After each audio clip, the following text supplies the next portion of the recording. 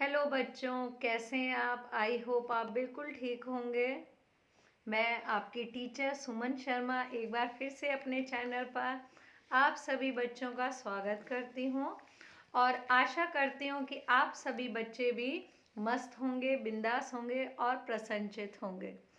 तो बच्चों, आज मैं आपको कक्षा 6 अमूली हिंदी व्याकरण से पाठ 3 संधि समझाने जा रही हूँ। आई होप आप सभी बच्चे उसे ध्यान से सुनेंगे। पाठ शुरू करने से पहले मैं आप सबसे कहना चाहूँगी कि जो बच्चे पहली बार इस लिंक से जुड़े हैं, प्लीज़ वो मेरे चैनल को लाइक करें, शेयर करें और सब्सक्राइब करें, जिससे समय समय पर आपको हिंदी विषय संबंधी जानकारी मिलती रहे और हमें आपसे मोटिवेशन मिलता रहे, जिससे हम आपके लिए और बेहतर और बढ़िया व्याकरण या लेख, आर्टिकल, नाटक आपके लिए सरल भाषा में आपको समझा सकें। तो आई होप अब तक आपने हमें लाइक और शेयर कर लिया होगा। चलिए शुरू करते हैं बच्चों। अमूली हिंदी व्याकरण कक्षा 6 से पाठ 3 संधि। तो बच्चों, हो जाओ शुरू संधि को समझने के लिए। संधि शब्द का अर्थ है मेल या जोड़ना। संधि मतलब मेल या जोड़ना।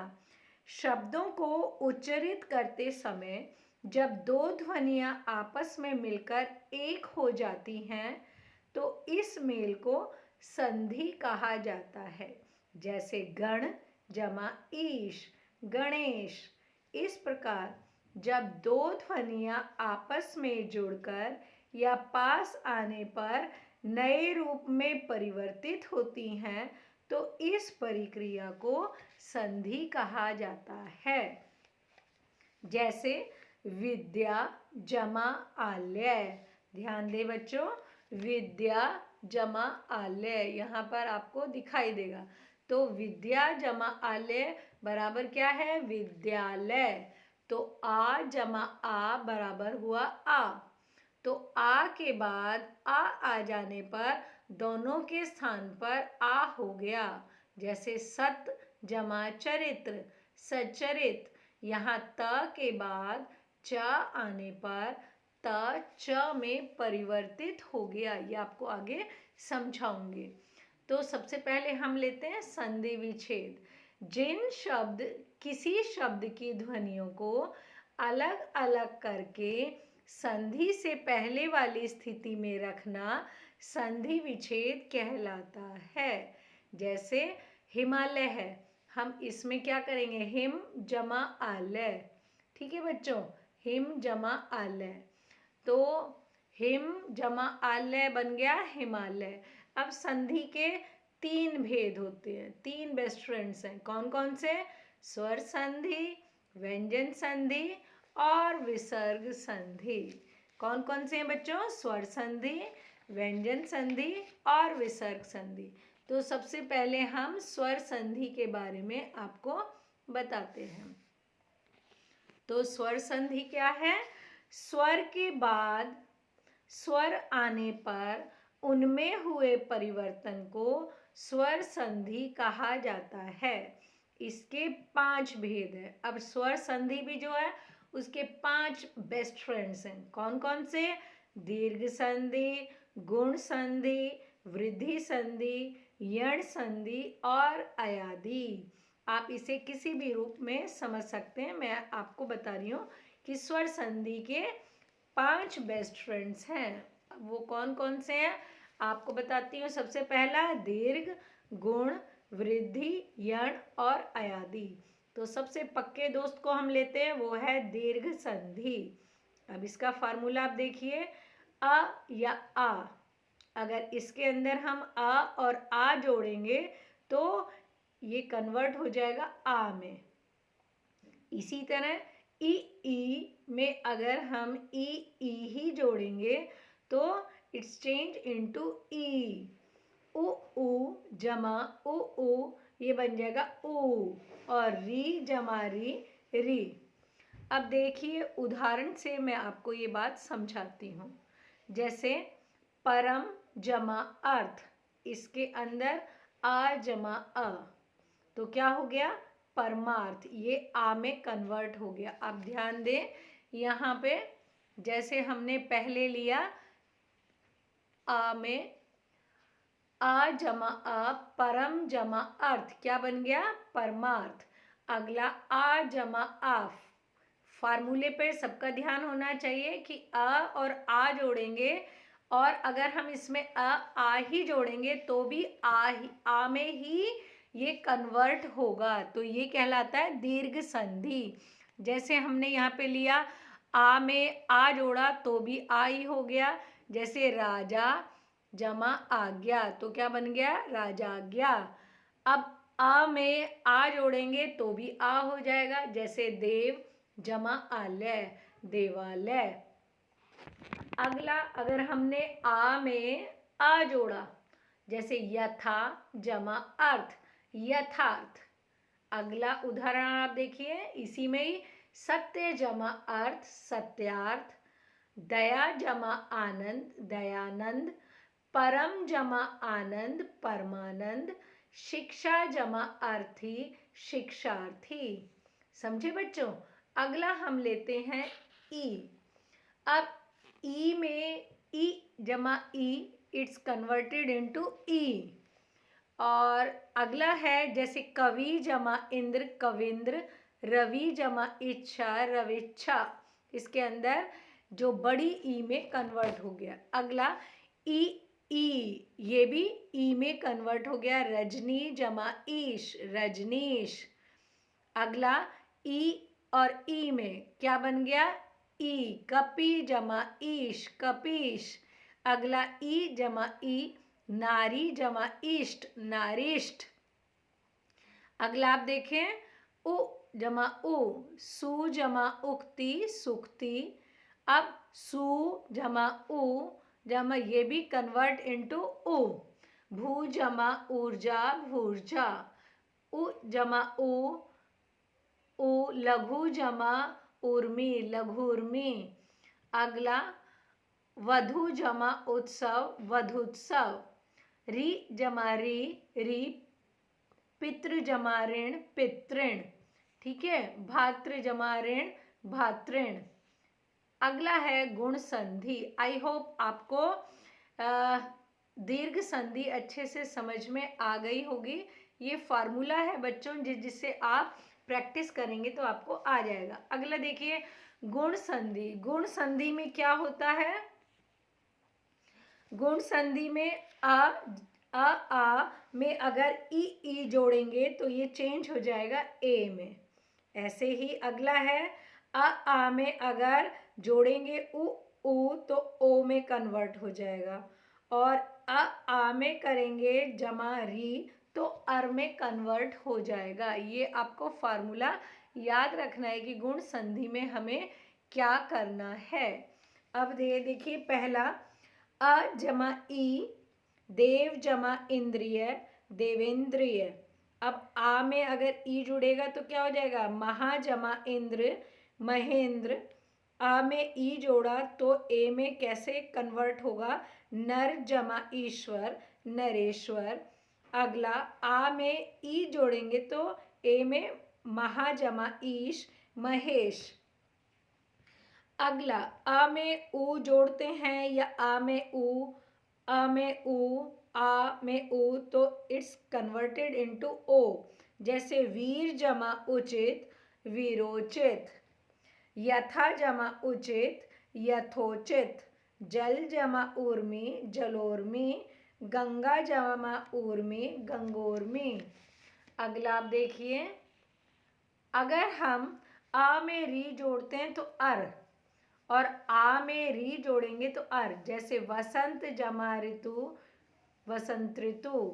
वर्षा जमा ऋतु, वर्षेतु। अगला है ग, वृद्धि संधि। आ में ए आई जोड़ेंगे तो ए, आ जमा ओ औ तो औ। जैसे कि एक जमा एक, अकेक। मत जमा एक्य, मतेक्य। सदा जमा एव, सदैव।